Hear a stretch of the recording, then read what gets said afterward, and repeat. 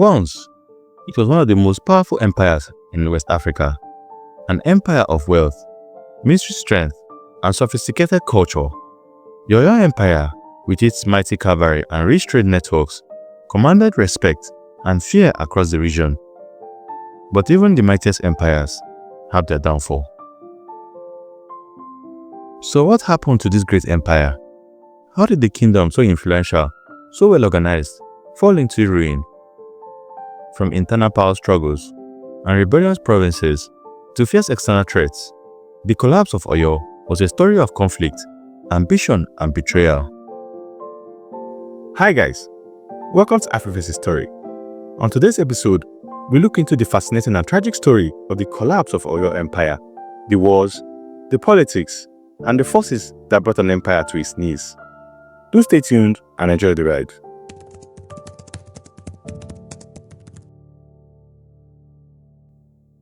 Shortly after Oyo Empire expanded her influence westwards, capturing Porto-Novo and making Dahomey, present-day Benin Republic, a vassal state, paid tributes of 40 guns and 400 loads of cowries and corrals regularly to Oyo. Of course, after phases of war that made Oyo army a dread to the Dahomeyans, Alaafin, what we will call an emperor, Labisi, appointed a new Bashorum, a prime minister equivalent.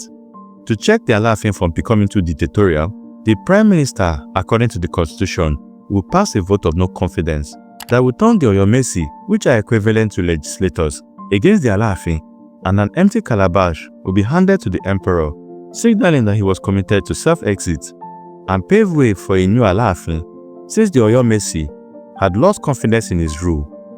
The Bashorum was a high priest controlling all courts, except Shango and Ifa, so this could make him declare that the ancestors and heavens has lost confidence in an Alaafin. Prior to the appointment of Ga, the unwritten constitution of the empire had been amended from the more ancient style that the Aremo and heir apparent ruled after the Alaafin passed on. The new constitution demanded that the heir apparent died the Alaafin so as to pass a succession without disputes, in a way making the monarchical system a sort of republic. This made Bashorum Ga more powerful.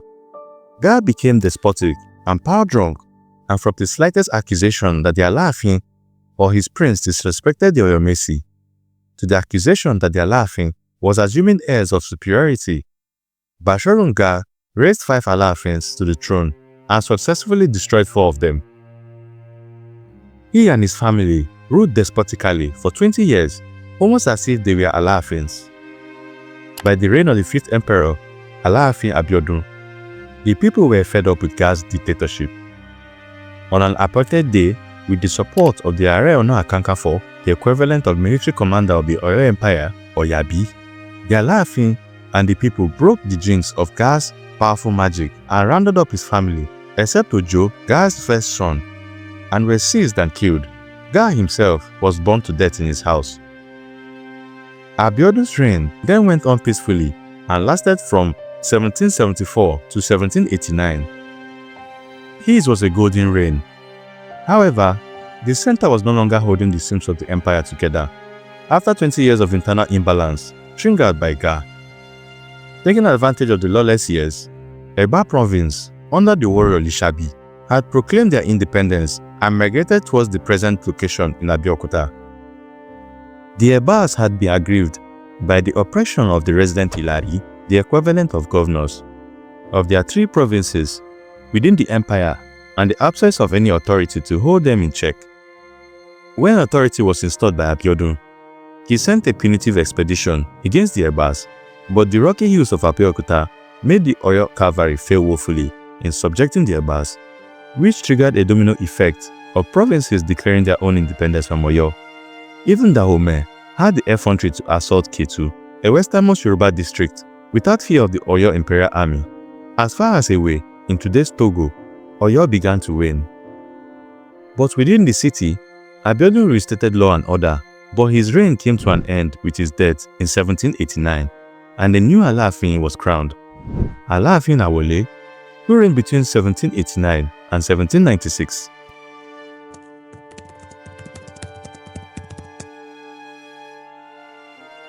Alaafin Awole did not help matters. He could have consolidated Abiodun's efforts to keep the empire together, but he did not. Under Awole, Afoja was the new Ààrẹ Ọ̀nà Kakanfò, which is the equivalent of a military commander. Though the two of them had vied for the throne, it was a taboo in Oyo constitution for the Alaafin and the Ààrẹ to live in the same city. So while the emperor resided in the capital, the Ààrẹ must reside elsewhere, especially in a town where enemy threat is imminent. Afoja was also from a royal family, but he was slave-born, and it was probably this that played against him becoming emperor. Though some chiefs of the Oyomesi sympathized with him. Afoja's great-grandfather had been the founder of Ilorin. Alaafin Awole began to lose the Oyomesi's confidence when he firstly requested Afoja to attack Akomu kingdom. As part of a yearly military exercise, the Alaafin must order the Oyo army to retrieve its strength. But Awole's omission was that Akomu was an Ile-Ife town, and it was contrary to the coronation oath of the Alaafins, who all received royal swords from Ife and swore never to raise swords against Ife.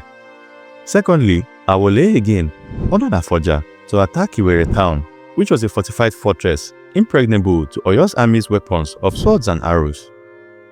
It was a calculated attempt by Awole to get rid of Ààrẹ Afoja, since the Ààrẹ must self-exit if he ever failed to win any battle. This had also been the secret of the Oyo army's strength in its heydays, as the Ààrẹ must fight to be killed or fight to win resulting, making his army fight to the finish without option of retreat.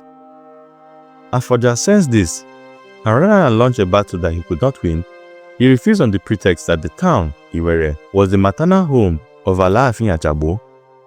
Ajabo as Alaafin in 1587 to 1624 and had created the Ààrẹ Ọ̀nà Kakanfò, Bashorun, Abakin, and Asipa titles, which were military titled except Bashorun and Asipa, which were administrative. The third reason that the Oyomesi lost confidence in Awole was trying to introduce Islam into Yoruba land. If you're enjoying this video so far, please take out some time to like the video and subscribe to the channel. Thank you. Now let's get back to the video. Yorubas generally distrusted Islam in the priority that it was unacceptable according to the constitution of the Alaafin to accept the religion because of its male dominance and autocratic nature of the emirs. Note that women make up part of the Oyomesi, which are legislators. They were powerful women like Efuseton and Iwura, who had their say in the polity of Oyo. Was not totally a male-dominated society. Besides, the Alaafin was not allowed to wield power like the emirs did in the north. Soon, the Oyomesi sent the empty calabash to Awole, and he had to self-exit. Awole was not missed for his reign, and left the bullying Ilaris unchecked in their districts. The center no longer held. Even the next Alaafin's reign were so short as people became disillusioned. In a want of effective leadership, Adebo ruled for 130 days. Maku was next and was there for only 2 months.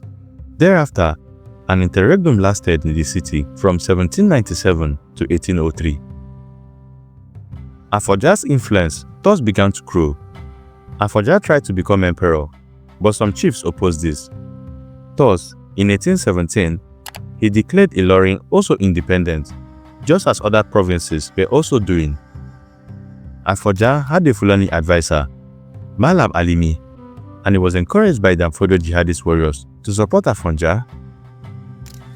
Meanwhile, the Fulani Hausas were popularly used in Yoruba land as cheap laborers and servants. They were so popular that looking down the nose upon the Northerners continued well into post-colonial years in Nigeria. So, with the call to arms, Hausa Fulani laborers in the Oyo underground economy swelled the ranks by fleeing to Ilorin. Ojo, the only surviving son of Ga, along with Onikoyi of Ikoyi, which was then the largest provincial town of Oyo, hence marched against Ilorin. The Ikoyis were the royal battalion of the Imperial Army, and were also known as the Ikoyi Esho, which is equivalent of Guard Battalion. When the war began, the Hausa Fulani ex-laborers roamed the country, pillaging and selling their former Yoruba aristocratic masters as slaves to white slave buyers, as happened to Ajayi Crowther and his mother, who were sold to the Portuguese when their villages were sacked by the Muslims later in 1821. Afoja became displeased with this, and since he was still suspected of being loyal to Yoruba than Islam, Alimi had Afoja killed, and his son Abdulsalami took Ilorin throne as emir, giving allegiance to the Sokoto Caliphate. Thus, Ilorin became part of the Sokoto Caliphate. There was no central authority anymore in Oyo, and a lot of provinces kept on breaking away, and disunity did not give a common cause to Yorubas to fight and retake Ilorin.